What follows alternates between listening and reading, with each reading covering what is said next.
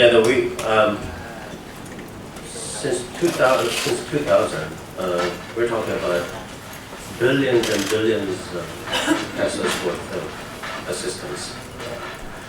That of course includes equipment grants, training, a lot. Just in the past few years, we've had very significant equipment assistance to the Philippines. So maybe later on we can give you a much more comprehensive chart dating back to the year 2000, which is quite some time ago.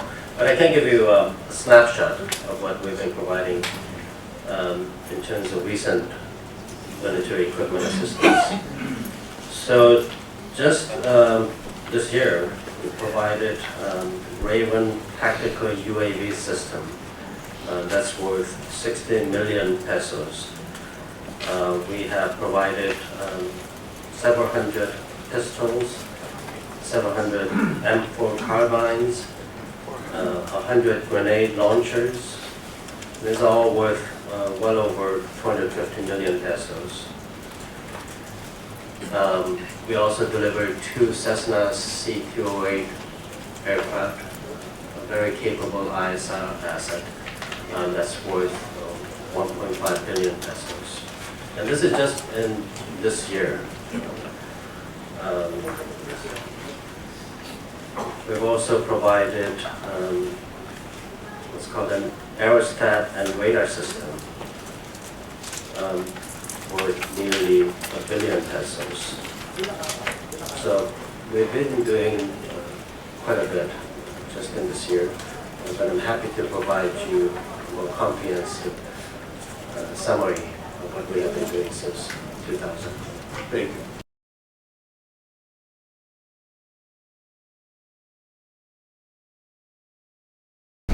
Although, as you know, we have a very small contingent of special operations forces in Mindanao. We have had them there for a while now, and this is, of course, at the request of the Philippines government. How many? It's very small. The number varies, but I think it can be anywhere from like 100 to 200. In Marawi? In Mindanao. In Mindanao. But in Marawi, did you add some forces to help in the... No, we weren't. Our forces were not actually engaged in operations in Marawi. We were providing support in terms of intelligence and technical advice. So the support was not in Marawi? Not Yes. just in Marawi. Right. Southern Philippines. Hmm? In the southern Philippines. Right, in Mindanao. Zamboanga. In Sulu. Basilan? Yeah. Sorry, can I? Yeah. Jason, first and then Yeah.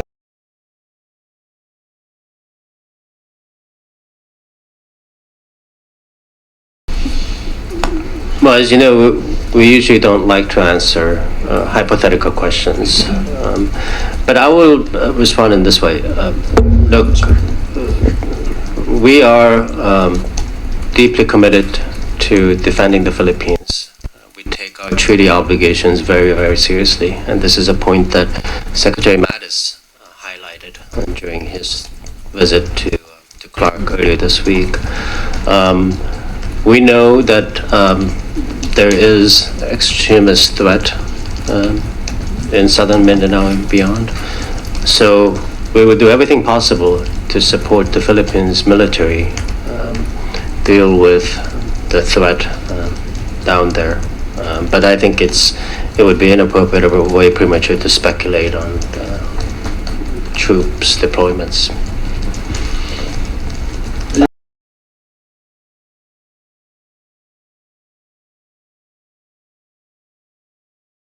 Good morning, Ambassador.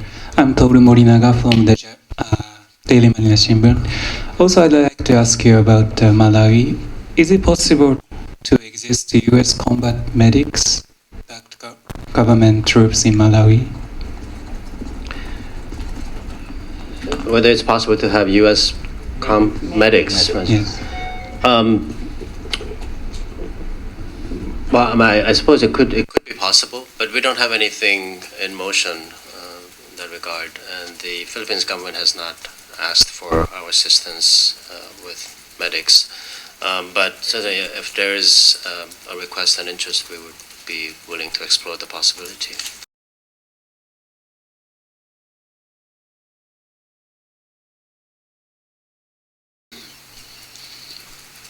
If we had U.S. military medics, I mean, you'll have to ask the Filipino government whether that would be a violation. But let me put it this way: we would not do anything unless it's requested by the Philippines government. So I would think that if, all hypothetically speaking, if the Philippines government were to make that request of us, I think we can assume that it would be consistent with their constitution. Otherwise, they wouldn't be making the request.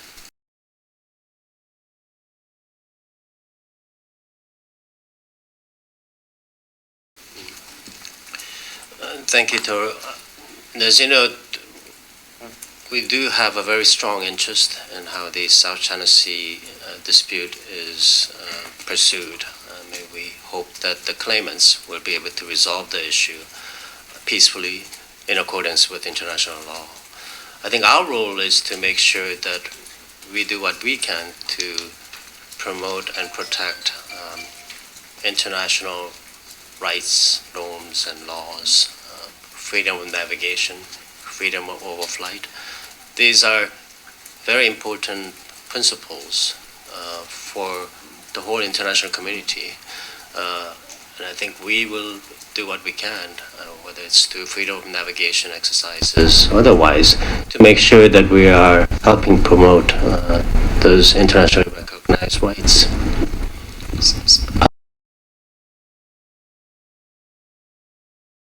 Yeah, I don't have anything to announce with regards to joint patrols, but it's something that we would like to continue to explore. Okay, thank you very much. Is it continuing now, the joint patrols? Not at the moment. I think But we've had yes. recent joint patrols. I see.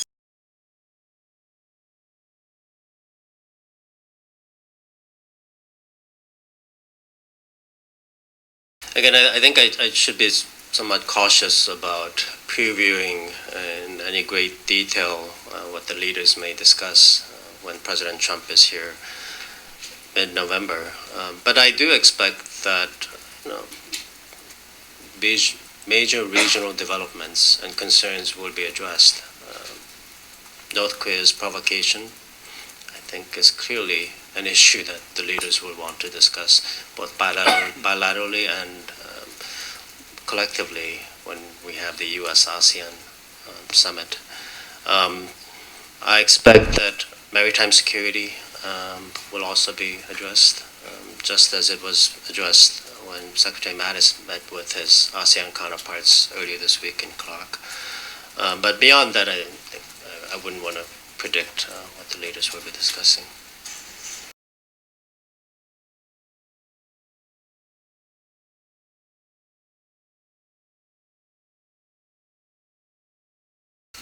Thank you.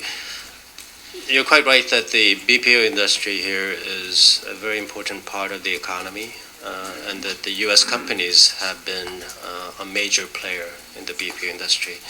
And in fact, we're quite pleased that U.S. companies are playing such a big role in the BPO industry.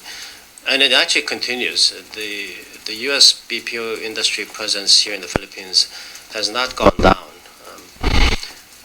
I think you're talking about new investments or expansions of existing presence in the Philippines. I don't want to speak on behalf of our major corporations, but I'm sure they read what's happening in the Philippines and in the region, and they make very careful decisions based on what they see and hear.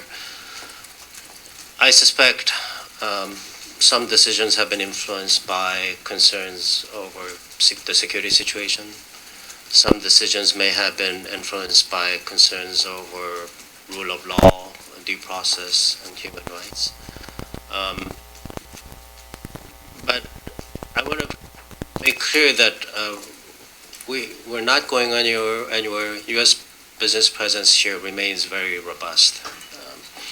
And they are continuing to look for explore possibilities for expansion and new investments.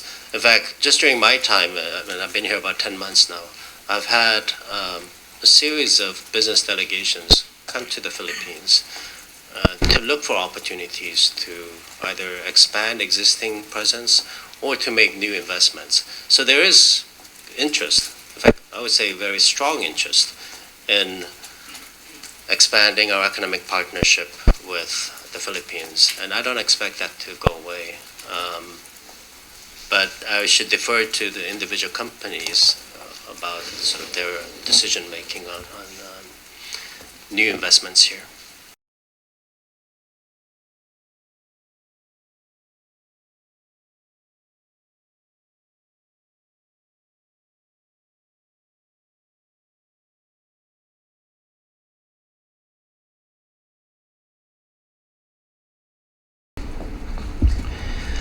Thanks, Jason. And I think your question is related to the question earlier about the threat, whether we see a real threat from extremists and terrorists here in the Philippines. And as I said earlier, we do. And I think partly it's because of the reason you cited, that foreign fighters are taking an interest in the Philippines, and they may be looking to exploit vulnerabilities in Mindanao and beyond. And this is precisely why it's so important for us to work together closely with the Philippines military to make sure that our joint ability to deal with the threat posed by extremists and terrorists are as strong as it can be. We're also working very closely with various law enforcement agencies, providing training that's directly relevant to how you deal with extremists, whether it's in terms of cutting off terrorist financing, in terms of strengthening your border controls, immigration services, how they can more effectively detect dangerous elements trying to come into airports and other ports of entry. We also do other forms of counterterrorism training. FBI does quite a bit. So I think our efforts will continue on this full range of activities that are necessary to help defend against extremists, and when we do find them, to actually effectively deal with the threat posed by different elements.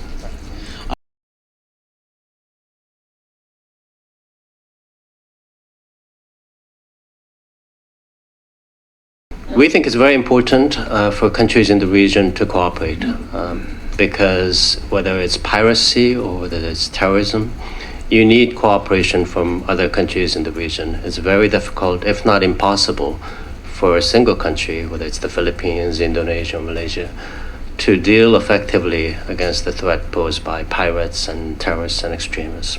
So, I mean, we applaud the efforts of the Philippines, Indonesia, and Malaysia to strengthen their trilateral cooperation, and we will continue to support in any way they request to strengthen that trilateral cooperation. We think it is a very positive development.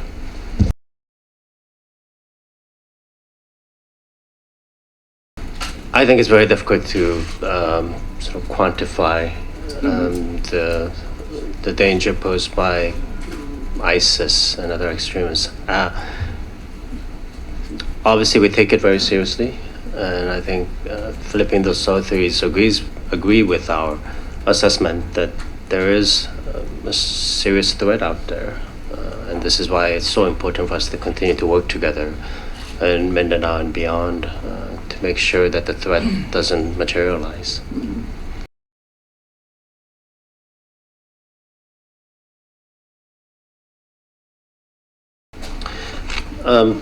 I think U.S.-Philippines relationship remains very strong, and that includes the military alliance.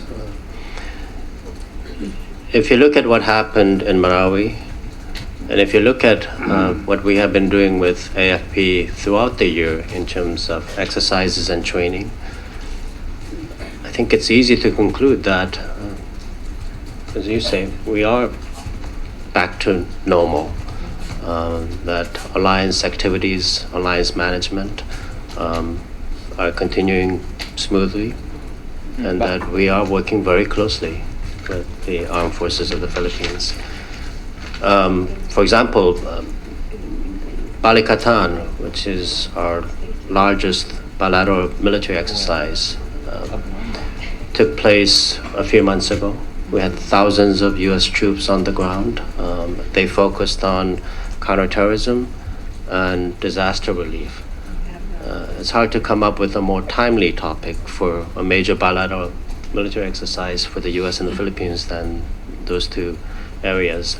So we're very pleased with how that exercise went. And that's just one example. I mean, there continues to be, I think, a robust series of exercises and training between our two militaries.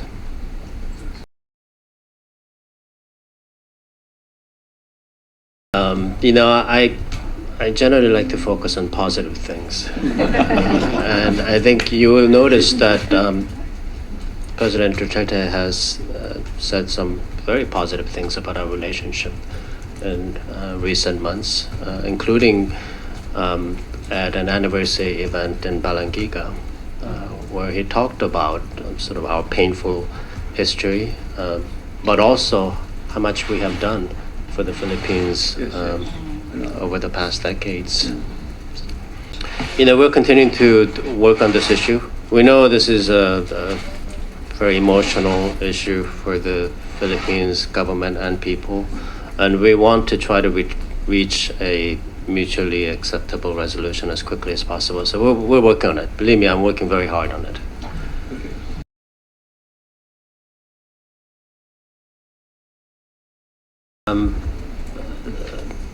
As far as I know, there is absolutely no effort by the CIA to undermine the Philippines leadership. President Duterte won a very impressive election. We respect his election and are in fact working very well together with his administration. So really, I think it's much more important for us to focus on what we're doing with the relationship than public statements. I will also share that when I meet with President Duterte, he's very clear about his respect for Philippines-United States relationship, including the military partnership. And he is also very clear about his desire to have a strong, constructive, mutually beneficial relationship with the United States.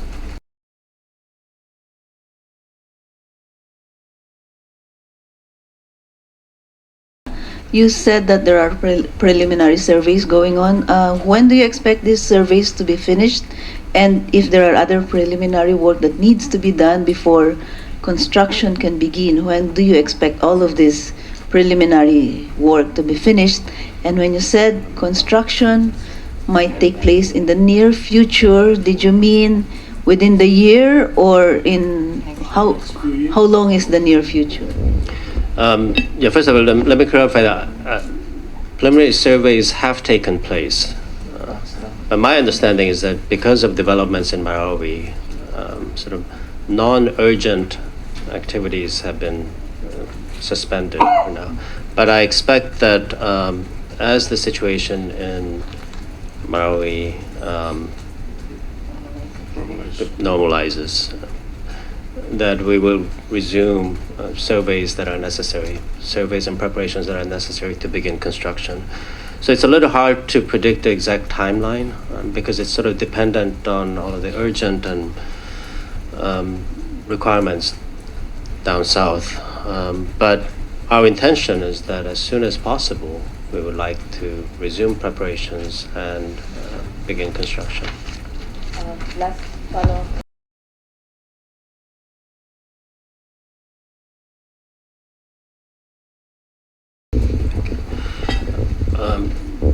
on North Korea, fortunately, I'm not directly involved in the North Korea issue anymore, so I'll just keep my comments very general. Obviously, we are all troubled by North Korea's provocative behavior, and it has continued throughout the year. And I think it's very important for us, the international community, including ASEAN, to send a very clear message to North Korea that their provocative and irresponsible and reckless behavior and actions are unacceptable. So we will be working with the international community to increase pressure on North Korea through international sanctions and unilateral sanctions. But at the same time, we are keeping the possibilities or hope for diplomacy. I think we would like to be able to engage in serious and meaningful negotiation with the North Koreans aimed at complete denuclearization. So, we will work with our partners to see if there is some possibility for serious diplomacy. At the same time, as you have seen in the Republic of Korea, we'll be working very closely with our allies in South Korea to make sure that our deterrent capability remains very strong, that we are in fact prepared to deal with any provocation by the North Koreans.